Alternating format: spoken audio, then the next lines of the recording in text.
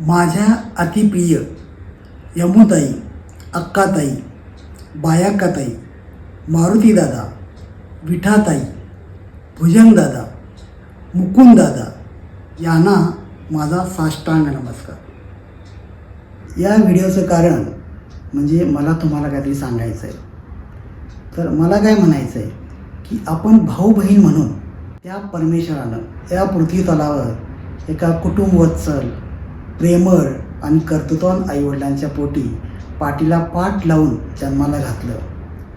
केवढं मोठं ते आपलं अहोभाग्य. ज्याने आपल्या पालनपोषणात, शिक्षण देण्यात, लग्नवऱ्हाड करण्यात, प्रत्येकाला स्थिर स्थावर करण्यात कोणतीच कचराई केली नाही. याबद्दल आपण त्या नियंत्या परमेश्वराचे आणि आईबाबांचे सतत ऋणीच असायला पाहिजे. याबद्दल कोणाचंच दुमत नसेल. पण सामोपचारानं सोडवता येणाऱ्या तंट्यांचा विपर्यास करून पैसा आणि वेळेचा अपव्यय करत एकमेकांविषयी अपार श्रद्धा आणि प्रेम असणारी आपण भावंडं मात्र एकमेकांपासून दुरावलो. आपल्याबद्दलची कर्तव्ये पार करताना झालेल्या आईवडिलांच्या आबाड कष्टांचा सुद्धा आपल्याला विसर पडला आणि आपली भावंडांची प्रेमळ नाती आज मितीस मोडकळीस आली. आपण एकमेकांच्या प्रेमाला पारखे झालो. माणसं कधीच वाईट नसतात, पण त्यावेळची परिस्थिती माणसाला वाईट बनवते. आपणही सामान्य माणसंच आहोत.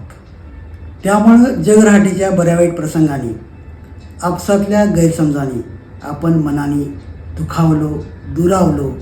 मात्र कुणाच्याच लक्षात हे नाही आलं की आपण सगळ्यांनी वेळीच सावरायला हवं होतं.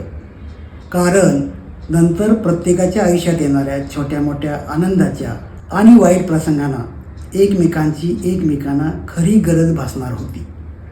सुरुवातीला किती आपण एकमेकांना कनेक्ट होतो, भावनिकरित्या जवळ होतो. एकमेकांशी नाळ किती घट्ट होती. एकमेकांच्या सुखदुःखात किती समरस होत होतो. मात्र परमेश्वरानं सुरुवातीला बांधलेली आपली घट्ट नाळ कुठंतरी आता सैल झालेली आहे. आणि आता आयुष्याच्या संध्याकाळी त्याचंच शल्य प्रत्येकाच्या मनात घर करून राहिलेलं आहे, टोचत आहे. हे मात्र नक्की.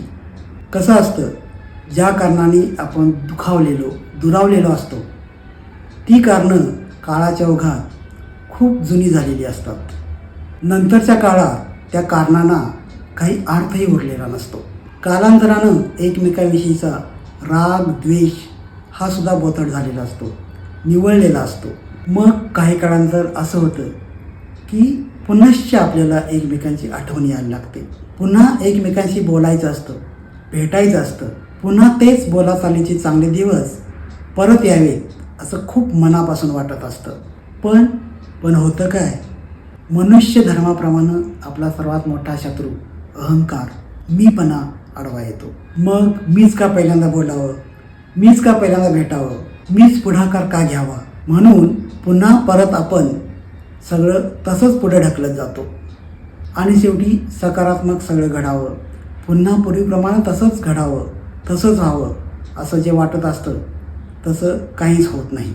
म्हणूनच आपल्यातील त्या अहंकार नावाच्या कट्टर शत्रूला हरवून आपल्याला एकमेकांना भेटायचं आहे. पुन्हा त्या सुखद आठवणी जागवायच्या आहेत. पुन्हा ते सुखद क्षण जगायचे आहेत. गंजलेलं आणि मोडकीस आलेलं बहीण भावाचं, भावाभावाचं, बहिणी बहिणींचं ते नातं पुन्हा एकदा नव्यानं जोडून दुरुस्त करायचं आहे. घासून पुसून स्वच्छ करायचं आहे आणि शेवटपर्यंत तसंच ताजं आणि चकचकीत ठेवायचं आहे. तर या गढूळ झालेल्या मनांचा निचरा करण्यासाठी सर्व हेवेदावे विसरून, कटू आठवणी विसरून फक्त आणि फक्त सुखद आणि गोड आठवणींना उजाळा देत उत्सव नात्यांचा, उत्सव भावा बहिणींच्या मनोमिलनाचा आपल्याला लवकरात लवकर यशस्वी करायचा आहे.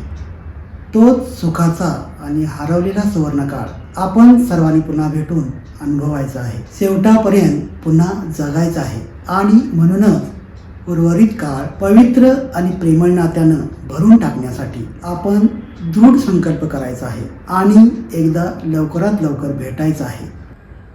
आज आपल्यापैकी प्रत्येकजणच सिनियर सिटीजन म्हणजेच ज्येष्ठ नागरिक झालेला आहे. अगदी सरकारी नियमाप्रमाणे मी सुद्धा. आता आपल्या आयुष्यातील किती दिवस उरले कुणालाच माहीत नाही. मग तेही दिवस असेच कटुतेनं आणि एकमेकांचा दुस्साहस करूनच काढायचे का? आणि एकमेकांची उणीधुणी काढतच जगायचं का? का विधाताने बोनस म्हणून दिलेले उरलेले काहीच दिवस आनंदाने आणि कोणतीही कटुता न ठेवता जगायचे, हे आता प्रत्येकानं ठरवायचं आहे. तुम्ही सगळेच सुज्ञ आहात, समजूतदार आहात, त्यामुळे माझ्या या आवाहनाचा सकारात्मक विचार करून नक्कीच एकमेकांना भेटण्यास उत्सुक असाल ही माझी खात्री आहे. तुमचाच धाकटा आणि लाडका भाऊ सुधाकर. नमस्कार.